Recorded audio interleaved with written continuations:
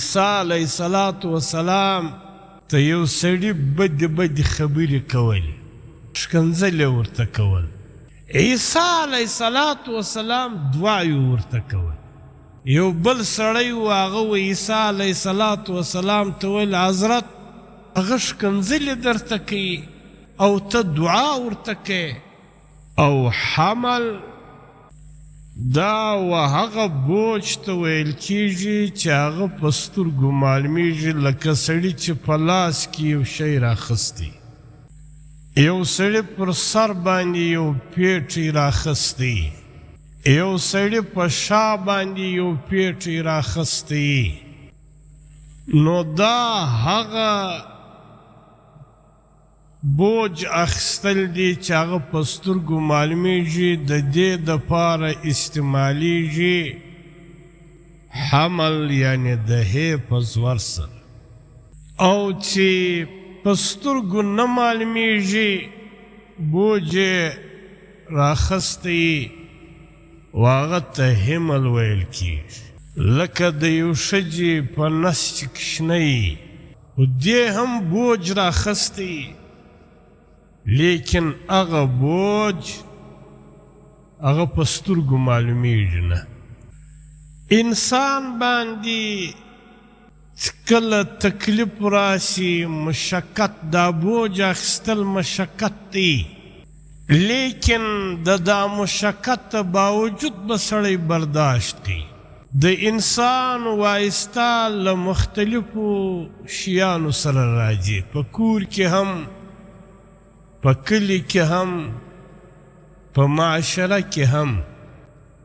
ناخوشګواره، نامناسبه رویې د خلکو له دې سره د سړي وایسته راځي، لیکن انسان به برداشت کوي، بوج به پر ځان باندې راولي، تحمل به کوي. او چې څونه انسان باندې مشقت، تکلیف په کور کې، په کلي کې، په معاشره کې راشي، او دی دغه بوج او د دې برداشت کوي، د دې تعامل کوي، په دې سره انسان کامیابه کیږي. الله پاک په دې آیات کې فرمایي چې الله پاک عالم هم دی او برداشت هم کوي. ګوره موږ تاسې په کور کې د یو زوی په نافرماني باندې 10% خبرې، پوره علم هم نه په لرو، لیکن یو وار دوه وار یې سمجاو کو. که چیرې نسو سمجاو نو موږ ته یې تر دې حده پورې تیار سو چې له کورې هم باسو.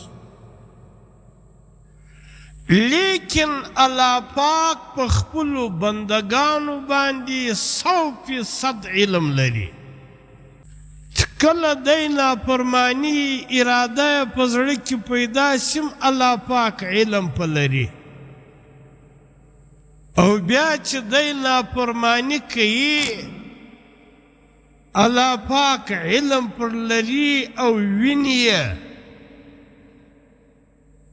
لیکن د هغه باوجود الله پاک هغه تحمل کوي. وکان الله علیما حلیما. الله پاک علم هم پر لري، د پر هر اراده باندې، پر هر نافرمانی باندې، پر هر حرکت باندې حلیما. او الله پاک تحمل هم کوي، نه رزق پر بندي، نه د دغه اعمالو باندې الله پاک پرده هم اچي. حالانکه الله پاک دا قدرت لري چې کم بنده په دا سترګو نافرماني وکړي، دا د سترګو بینایي ځینې واخلي. دا قدرت الله پاک لري که نه لري؟ چې کم انسان په غوږو باندې ګناه وکړي الله پاک دا قدرت لري چې د ده د غوږو دا د اورېدلو قوت ځینې واخلي کم انسان چې په ژبه باندې ګناه وکړي الله پاک دا قدرت لري چې له ده څخه دا د ژبې د قوت ګویایي قوت واخلي کم انسان چې په لاس باندې ګناه وکړي الله پاک دا قدرت لري چې د ده لاسونه شل کړي کم انسان چې په پښو باندې ګناه ولرځي الله پاک دا قدرت لري چې دی په پښو باندې شل کړي لیکن الله پاک له ده سره برداشت کوي چې نن به سمجاو شي نن به سمجاو شي نن به سر خلاص شي توبه به وکړي نه رزق پر بندوي او نه له ده څخه له دغه عذاب اخلي الټا الله پاک برعکس پرده باندې پرده هم اچي پرده هم ورخوندې کوي وکان الله علیما حلیما الله پاک علم هم پر لري او الله پاک تحمل هم ورسره کوي برداشت هم کوي او چې څونه انسان و الله پاک ته ورنږدې کیږي دغونه به په ده کې تحمل او برداشت راځي ولې دا الله پاک صفات په ده کې راځي چې انسان و الله پاک ته ورنږدې شي نو د الله پاک هغه اخلاق په ده کې راځي نو پر ده کې به برداشت او تحمل یې عیسی علیه السلام ته یو سړي بدې بدې خبرې کولې ښکنځل یې ورته کول عیسی علیه السلام دعاوې ورته کول هغه سړي ښکنځل ورته کول بدې خبرې ورته کولې عیسی علیه السلام دعاوې ورته کولې یو بل سړی و هغه و عیسی علیه السلام ته ویل حضرت هغه ښکنځلې درته کوي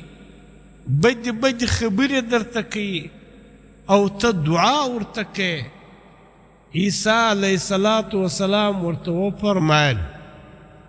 كل اناء يترشه بما فيه په کم برتن کې چې کم شی هغه شی ځین راوځي مثلا یو برتن دی په دا کې شیدې نو کاچغه چې ور واچوې له هغه څخه شیدې راوځي اوبه نه ځین راوځي په یو برتن کې چې سبزي چې کاچغه ور واچوې نو سبزي ځین راوځي غوښې نه ځین راوځي په یو برتن کې چې غوښې یې نو چې کاچغه ور واچوې نه شیدې ځین راوځي نه سبزي ځین راوځي غوښې ځین راوځي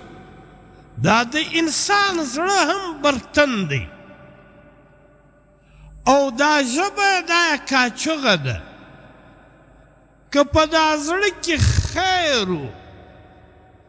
نو دا ژبه دا زړه د برتن کاچغه ده خیر ځین راوځي دعاوې ځین راوځي ښه الفاظ ځین راوځي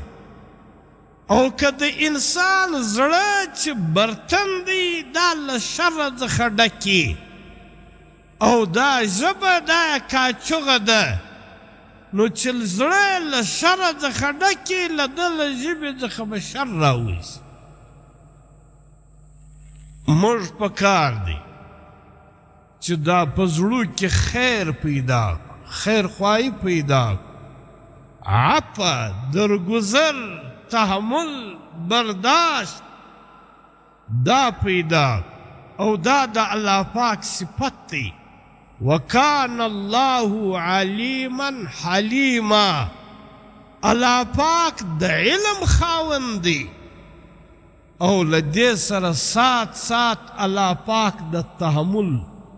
او د برداشت خاوند